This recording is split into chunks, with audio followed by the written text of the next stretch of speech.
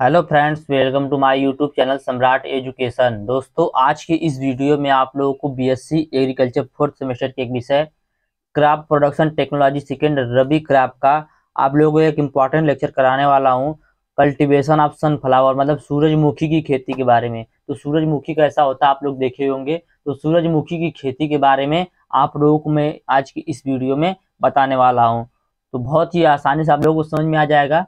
तो आप लोग वीडियो को पूरा देखिएगा और वीडियो अच्छा लगे तो वीडियो को लाइक कीजिएगा, चैनल को सब्सक्राइब भी जरूर कीजिएगा। तो चलिए स्टार्ट करते हैं। कल्टीवेशन ऑफ सनफ्लावर या सूरजमुखी की खेती। तो सबसे पहले हम लोग देखेंगे इसका बोटेनिकल नेम, वैज्ञानिक नाम। सूरजमुखी का वैज्ञानिक नाम क्या होता है, वानस्पतिक नाम क्या होता है। तो इसका वानस्पतिक नाम होता है हेलियंथस एन्नस। हेलियंथस एन्नस दोस्तों सूरजमुखी का वैज्ञानिक नाम होता है। क्या होता है? हेलियंथस एन्नस। हेलियंथस एन्नस, ठीक, याद हो गया होगा। फैमिली होती है इसकी कंपोजिटी। कंपोजिटी फैमिली होती है। फैमिली कौन सी होती है सूरजमुखी की? कंपोजिटिव फैमिली होती है। क्रोमोसोम नंबर होता है 2n बराबर 34 और इसका ऑरिजिन यूएसएसआर या अमेरिका को माना जाता है। तो जो यूएसएसआर इसमें 14 केंद्र शासित देश आते हैं शायद, इसके बारे में मुझे पूरी जानकारी नहीं है, लेकिन इसमें 14 केंद्र शासित प्रदेश या कोई देश आते हैं। लेकिन आप लोग डायरेक्ट लिख दीजिएगा ऑरिजिन को यूएसएसआर या अमेरिका, ठीक है। तो सूरजमुखी की खेती हम लोग पढ़े, इसमें इसका बोटेनिकल नेम क्या होता है? हाइलिएंथस एन्नस। फैमिली है कंपोजिटी। क्रोमोसोम नंबर 2n बराबर 34। ऑरिजिन यूएसएसआर या अमेरिका। अब देखेंगे इसका एरिया डिस्ट्रीब्यूशन। एरिया डिस्ट्रीब्यूशन में देखा जाएगा कि विश्व में सबसे ज्यादा सूरजमुखी का उत्पादन कहाँ होता है और भारत में सबसे ज्यादा सूरजमुखी का उत्पादन कहाँ पर होता है। तो विश्व में सबसे ज्यादा सूरजमुखी का उत्पादन कहाँ पर होता है? रूस में होता है। विश्व में सबसे ज्यादा सूरजमुखी का उत्पादन रूस में होता है और भारत में सबसे ज्यादा सूरजमुखी का उत्पादन कर्नाटक में होता है। विश्व में सबसे ज्यादा मूंगफली का उत्पादन रूस, भारत में सबसे ज्यादा मूंगफली का उत्पादन कर्नाटक में होता है। तो उम्मीद करते हैं अभी तक मैंने इतना समझ में आ गया होगा। चलिए आगे देखते हैं इकोनॉमिक इंपॉर्टेंस। तो इकोनॉमिक इंपॉर्टेंस में क्या देखा जाता है, मैं आप लोगों को बार बार बता चुका हूँ, हर वीडियो में बताता हूँ। तो इकोनॉमिक इंपॉर्टेंस में देखेंगे कि हम इसकी खेती क्यों करते हैं, इसकी खेती करने से हमें क्या लाभ है, कितना तेल प्राप्त होता है, कितना हमें प्रोटीन प्राप्त होता है, इसका खली का यूज क्या होता है, इससे हम कैसे बेच के कैसे पैसा कमा सकते हैं। दोस्तों इन्हीं सब के बारे में हम लोग देखते हैं कि इसमें इकोनॉमिक इंपॉर्टेंस में आर्थिक महत्व में। तो सूरजमुखी के बीज में 45 से 50% तक तेल, 20 से 25% तक प्रोटीन होता है। जो सूरजमुखी का तेल होता है, बीज होता है, उसमें कितना तेल पाया जाता है? तो 45 से 50% तक तेल पाया जाता है और 20 से 25% तक प्रोटीन पाया जाता है। सूरजमुखी का तेल जो होता है दोस्तों वह जल्दी खराब नहीं होता है, इसलिए इसे काफी समय तक सुरक्षित रखा जा सकता है। सूरजमुखी का तेल जो होता है वह जल्दी खराब नहीं होता है, इसलिए काफी देर तक इसे सुरक्षित रखा जा सकता है। इसके तेल का उपयोग वानस्पतिक घी को तैयार करने में भी किया जाता है। जो सूरजमुखी का तेल होता है इसका जो प्रयोग होता है वह वानस्पतिक घी को तैयार करने के लिए भी किया जाता है। इसे कच्चा भूनकर या मूंगफली की तरह खाया जाता है। इसे कच्चा या भूनकर मूंगफली की तरह भी खाया जाता है। तो अभी तक हम लोगों ने 4 पॉइंट देखा, क्या क्या कि सूरजमुखी के बीज में 45 से 50% तक तेल पाया जाता है, 20 से 25% तक प्रोटीन पाया जाता है। सूरजमुखी का तेल जल्दी खराब नहीं होता है, इसलिए काफी समय तक सुरक्षित रखा जा सकता है। इसके तेल का उपयोग वानस्पतिक घी के तैयार करने में भी किया जाता है। इसे कच्चा या भूनकर मूंगफली की तरह खाया जाता है। आगे चलते हैं। इसकी खली मवेशियों को खिलाने के काम में लगती है। इसकी जो खली होती है वह क्या होती है? मवेशी जो होते हैं, पशु के बच्चे होते हैं, पशु जो होते हैं उनको खिलाने के काम में आता है। इससे एक बच्चों का आहार भी तैयार किया जाता है। इससे बच्चों का आहार भी तैयार किया जाता है। जो मूंगफली होता है, सॉरी सूरजमुखी जो होता है उससे बच्चों का आहार भी तैयार किया जाता है। एक साल में मूंगफली की 3 फसल प्राप्त की जा सकती है। मूंगफली की फसल एक साल में 3 बार प्राप्त की जा सकती है, ठीक है। इसे लवड़ी भूमि में भी उगा सकते हैं। जो मूंगफली सूरजमुखी जो होता है इसे लवड़ी भूमि में भी उगा सकते हैं। इसमें विटामिन ए, डी व ई का अच्छा स्रोत पाया जाता है। तो यह था इसका इकोनॉमिक इंपॉर्टेंस, आर्थिक महत्व, ठीक है।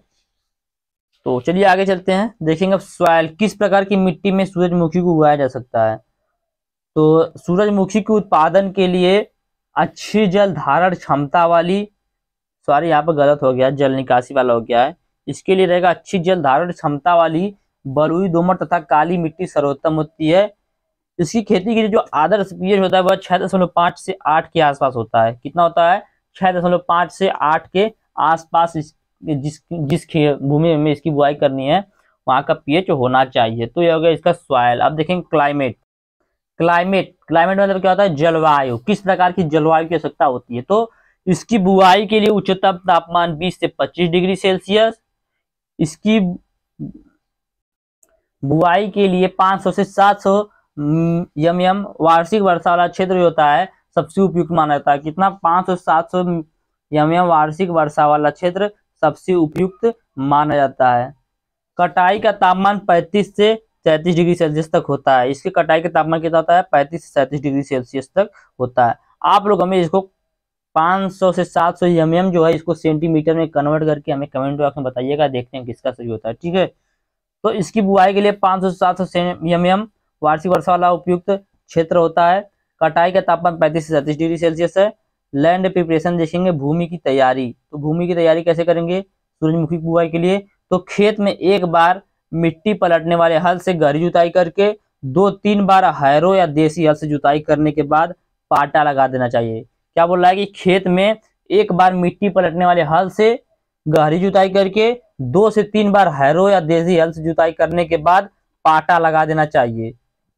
सूरजमुखी की बुआई के लिए भूमि में पर्याप्त नमी होना चाहिए। क्या बोला कि सूरजमुखी का जो बुआई की जाती है उस समय भूमि में पर्याप्त नमी होना चाहिए। क्यों?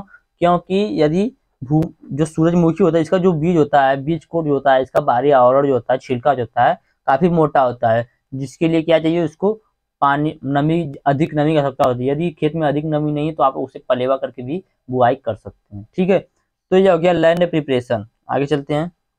अब है वैरायटी, किस्म। तो हमने कुछ मुख्य किस्में ली हैं, जैसे तारा। ये जो किस्म है तारा, यह 120 से 125 दिन में तैयार हो जाता है। दूसरा मंजीरा, यह 105 से 110 दिन में तैयार हो जाता है। इसके बाद है K65, ये इसको 170 से 180 दिन लगता है। इसके बाद है यस 144, UPS 2 और UPS 5। तो हमने कुछ ज्यादा किस्म नहीं लिए हैं, थोड़ा सा ही लिया है। किस्म तो बहुत ज्यादा है लेकिन थोड़ा सा आप लोग सिर्फ जानते रहिए। 4 से 5 किस्म मैंने आप लोगों को बता दिया। कौन कौन सा? तारा, मंजीरा, K65, यस 144, UPS 2, UPS 5। अब देखेंगे सोइंग टाइम, बुआई का समय। तो मैं आप लोग वो पहले ही बताया इकोनॉमिक इम्पोर्टेंस में कि जो सूरजमुखी होता है इसको एक साल में 3 बार उगाया जा सकता है। तो बुआई का समय हम लोग देख रहे हैं, तो इसमें क्या होगा कि मूंगफली को 3 मौसम में उगाया जा सकता है, लेकिन सबसे उपयुक्त जो बुआई का समय होता है वो होता है नवंबर का पहला सप्ताह। ठीक है, नवंबर का पहला सप्ताह से जनवरी तक सबसे उपयुक्त माना जाता है सूरजमुखी की बुआई के लिए। ठीक है, आप देखेंगे मेथड ऑफ सोइंग, तो इसे ड्रिलिंग मेथड द्वारा बुआई कर सकते हैं और ब्रॉडकास्टिंग मेथड द्वारा भी। ठीक है, नहीं, ब्रॉडकास्टिंग मेथड द्वारा इसकी बुआई नहीं हो सकती है, ड्रिलिंग मेथड द्वारा इसकी बुआई होगी। अब देखेंगे स्पेसिंग, तो 60 सेंटीमीटर बाई 20 सेंटीमीटर इसका स्पेस होना चाहिए। अब देखेंगे सीड रेट, तो 10 kg प्रति हेक्टेयर की दर से जब दोस्तों सिर्फ सूरजमुखी की बुआई की जाती है तब लिया जाता है बीज, और 5 से 6 kg यदि मिक्स क्रॉप में इसकी बुआई करनी है तब लिया जाता है। ठीक है, तो सीड रेट कितना हो गया? 10 kg प्रति हेक्टेयर। आगे चलते हैं। सीड ट्रीटमेंट, बीज उपचार। तो बीज उपचार कैसे किया जाता है? तो सूरजमुखी के बीज को उपचारित करने के लिए थीरम या ब्रेसिकोल का 2 से 3 ग्राम प्रति किलोग्राम बीज की दर से उपचारित किया जाता है। जिससे क्या बताया जा रहा है कि जो थीरम होता है या ब्रेसिकोल होता है उसका कितना लेंगे? 2 से 3 ग्राम थीरम या ब्रेसिकोल लेंगे और 1 किलोग्राम सूरजमुखी का बीज लेंगे, और वही 2 से 3 ग्राम थीरम या ब्रेसिकोल से पूरे बीज को, 1 kg बीज को उपचारित किया जाएगा। ठीक है, तो ये हो गया सीड ट्रीटमेंट। सीड ट्रीटमेंट के लिए क्या यूज करना पड़ता है? थीरम या ब्रेसिकोल। आगे देखेंगे मैन्यूर एंड फर्टिलाइजर। तो FIM मैं भूल गया हूँ, FIM 14 टन प्रति हेक्टेयर की दर से इसमें डाला जाएगा। ठीक है, और नाइट्रोजन 60 से 80 kg प्रति हेक्टेयर, फास्फोरस 60 kg प्रति हेक्टेयर और पोटास 40 से 50 kg प्रति हेक्टेयर की दर से सूरजमुखी खेती के लिए बहुत ही उपयुक्त माना जाता है। इसको अधिक खाद और उर्वरक की आवश्यकता होती है। ठीक है, तो ये हो गया manure and fertiliser FIM 14 tonne प्रति हेक्टेयर। नाइट्रोजन 60 से 80 केजी प्रति हेक्टेयर, फास्फोरस 60 केजी प्रति हेक्टेयर, पोटास 40 से 50 केजी प्रति हेक्टेयर। आगे चलते हैं, देखेंगे इरिगेशन, सिंचाई। तो यदि सूखा न पड़े और मिट्टी में नमी की कमी हो तो, यदि सूखा न पड़े और मिट्टी में नमी की कमी हो तो पहली सिंचाई फसल उगने के 20 से 30 दिन बाद, दूसरी सिंचाई 50 दिन बाद और तीसरी सिंचाई फूल निकलने और दाना भरने की अवस्था में कर देनी चाहिए। तो क्या बोल रहा है, इरिगेशन मतलब सिंचाई में हम लोग क्या देख रहे हैं कि यदि सूखा न पड़े और मिट्टी में नमी की कमी हो तो जो पहली सिंचाई है वह फसल उगने के 20 से 30 दिन बाद कर देनी चाहिए, दूसरी सिंचाई जो है वह 50 दिन बाद और तीसरी सिंचाई फूल निकलने और दाना भरने की अवस्था पर करनी चाहिए। ठीक है, अब देखेंगे वीड मैनेजमेंट। वीड मैनेजमेंट खरपतवार नियंत्रण या खरपतवार प्रबंधन। तो बुआई के 2 से 3 सप्ताह बाद पहली निराई गुड़ाई पूरी करें और उसके 3 सप्ताह बाद दूसरी निराई गुड़ाई करें। क्या बोल रहा है कि बुआई है जैसे हो गई, बुआई के 2 से 3 सप्ताह के बाद पहली निराई गुड़ाई करें और पहली निराई गुड़ाई के 3 सप्ताह के बाद दूसरी निराई गुड़ाई करें। ठीक है, रासायनिक रूप से खरपतवार के नियंत्रण के लिए बुआई के 2 से 3 दिनों के भीतर उभरने से पहले खरपतवार नाशी के रूप में प्रति एकड़ 150 से 200 लीटर पानी में पेंडामिथालिन 1 लीटर का छिड़काव करें। 1 लीटर पेंडामिथालिन लेंगे और 150 से 200 लीटर पानी लेंगे, उसमें मिलाकर खेत में प्रति एकड़ की दर से छिड़काव करेंगे। तो आप लोग हमें यहाँ पर एक चीज और बताइएगा कि यदि हम 1 एकड़ में 150 से 200 लीटर पानी ले रहे हैं तो हमें 1 हेक्टेयर क्षेत्र में कितना पानी की आवश्यकता पड़ेगा। ठीक है, तो क्या बोल रहा है कि यदि मैं रासायनिक रूप से खरपतवार को नियंत्रित करना है तो प्रति एकड़ की दर से 150 से 200 लीटर पानी में पेंडामेथालिन मिलाकर छिड़काव करना चाहिए। अगला पॉइंट देखें इसी में, जब फसल 60 से 70 सेंटीमीटर लंबी हो जाए तो फसल को गिरने से बचाने के लिए फूल आने से पहले मिट्टी चढ़ाने का कार्य पूरा कर लेना चाहिए। दोस्तों, जो सूरजमुखी का पेड़ होता है वो थोड़ा लंबा होता है, जिससे क्या होता है आधी आती है तो उसको हिला देती है, कभी कभी सूरजमुखी का पौधा होता है नीचे गिर जाता है, इसलिए वहां पर मेड़ बना दिया जाता है, उसके ऊपर मिट्टी चढ़ा दी जाती है। ठीक है, आगे देखेंगे डिजीज, रोग। तो कौन कौन से रोग लगते हैं इसमें, तो rust, downy mildew, head rot and necrosis, alternaria, leaf blight. तो यह सब दोस्तों सूरजमुखी में रोग लगते हैं। कौन कौन से, rust, downy mildew, head rot and necrosis, alternaria, leaf blight.